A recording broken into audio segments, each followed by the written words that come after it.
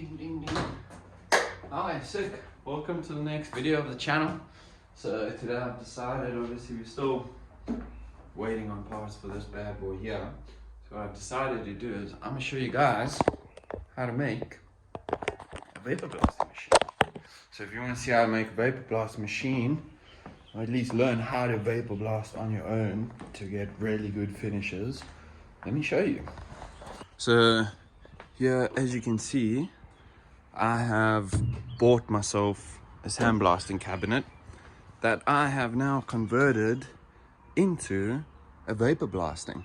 So when you buy these things, it doesn't come with a hole here. It comes just with one here that gets connected to your compressor, and then it comes with this gun. Okay, so this is the gun that it comes with. Obviously, compressor on the inside with your hose there. So this is what a normal sandblasting one looks like. And then what you do is at the bottom here, you just fill that thing with as much sand as you can.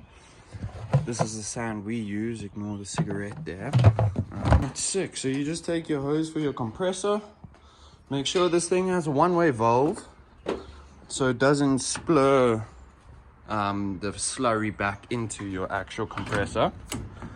Cool. Air. Let me show you the gun that I use. So as you can see, it's a bit dried up with all the slurry and stuff we use in here. But this is the gun. Okay. So air comes through here. Water comes through this one. Then as you open that, as you can see, the compressor still has a bit of air in it. So you see it just does that. Sick. Sorted. Okay. Alright, cool. So the reason why we have to make a second hole here is for the water. So obviously what you're going to need at the bottom here is a water pump. Now this is a fully submersible one.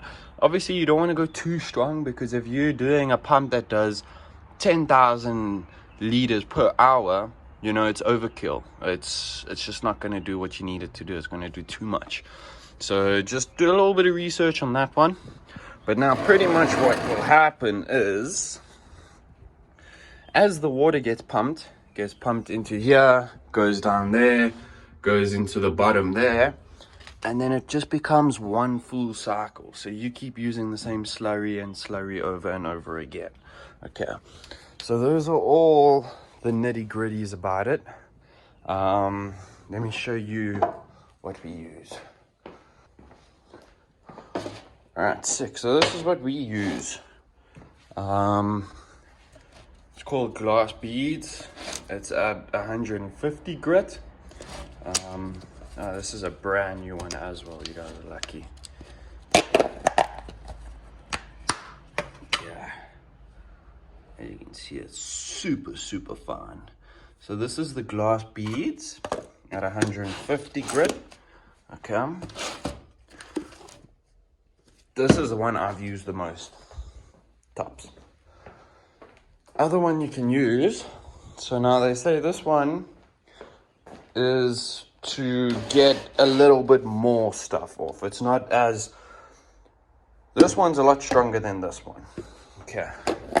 So as you can see, this one's got like almost the same, but it's a completely different material. So this is aluminium oxide, also at 150 grit, and then this is glass beads at 150 grit. So you can see the difference between the two of them. This one gives a really nice glossy finish to it, whereas this one gives a more duller, almost as if you sandblasted, but you vapor blasted. But it gives almost the same finish with this one. This is the go-to. Glass beads 150. Sick. Yeah. So what I've done that is a good threshold for this, and I won't be making a slurry now because I'll maybe save that for later, like tomorrow or something. Running. We'll give it a lacquer mix there. But pretty much what I do is a 20% ratio. So it's a 20% of the volume needs to be this. So for every 5 liters, I put 1 kilogram of this stuff. So I usually do about a 10-liter slurry, which means I use about 2 of these. But it can be recycled. So as you can see, this one's obviously got like a few little pieces that if you just take a sieve, you can get it out. Like all those little black pieces and stuff. Those are obviously like pieces of paint from the frame that I took off all the black. So it can be reused. You can see the difference there. But it does still work as well. Even if you did one reuse and then put a new one in, tops. But yeah, okay, sick. That's that. So let's talk details now and things you should do with your vapor blasting. That's obviously going to make it a lot better. Okay, first thing obviously is your slurry mix. I know a lot of people that have told me, and through a lot of research I've done over the last couple of months and all of that nitty gritty bullshit, a lot of people have told me they've done a 10% ratio. They don't want to use too much slurry because it's a little bit expensive, that. What I've found is a 20% ratio is perfect. It's good. If you want to add a little bit more, you can. Obviously, the weaker you go, it means the weaker it's going to be, you know. You're going to probably just have to spend a little bit more time on a part than you would normally. If you do it at a weaker amount, it might not be as glossy as it would be if you put in just a little bit more. Okay, obviously things we need to be a little bit worried about is vapor blasting can damage your parts, but because there is vapor in it, it's a lot harder. It's a lot harder to damage parts, like compared to sandblasting. Sandblasting is very easy. You know, you go over a little bit too much PSI and it's taken off a little bit too much that you wanted, which could give it a very uneven finish when it comes to sandblasting. I've done a little bit of both. My opinion, vapor blasting is worth it.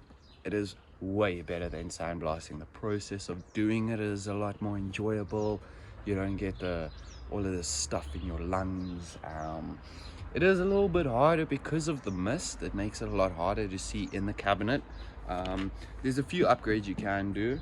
If this video pops off and people like it and subscribe and I get to them 200 subscribers or some stuff like that, I can show you all the things I want to do to it to upgrade it to make it better.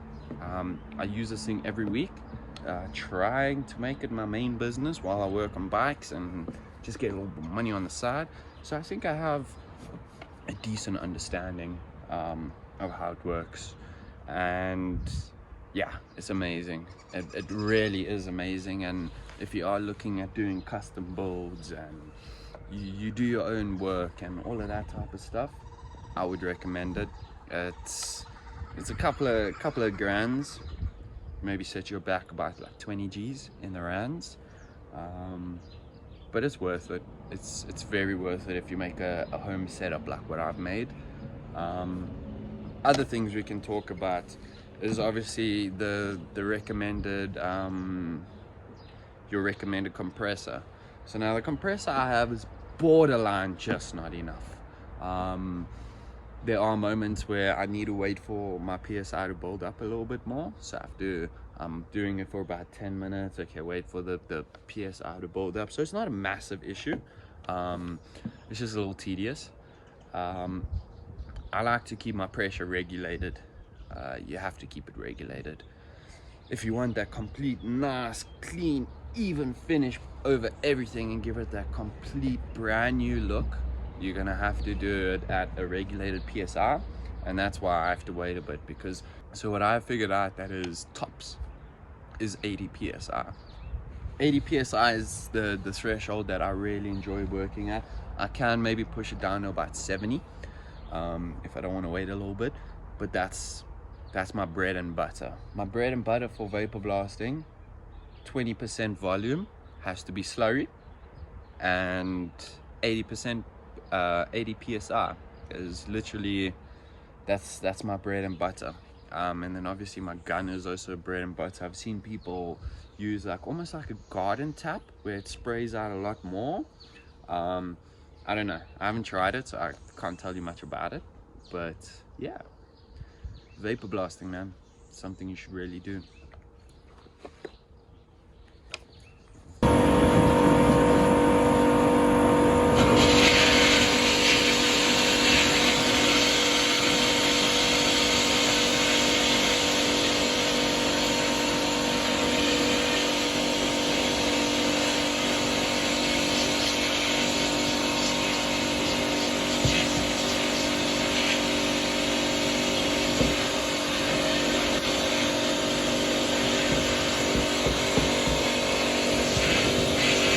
As you can see, first round done. Obviously with the old clamps and stuff, see it's cracked a bit. But other than that, for a good solid 10 minutes in the vapor blaster, it's looking good. Sick, so if you made it this far, hit that like and subscribe, and I'll see you very soon, because yeah dude, I got a new YZ build and I'm gonna be dropping a video every week for a whole month on that build, dude. So it's gonna be like super sick, so stay tuned for that one.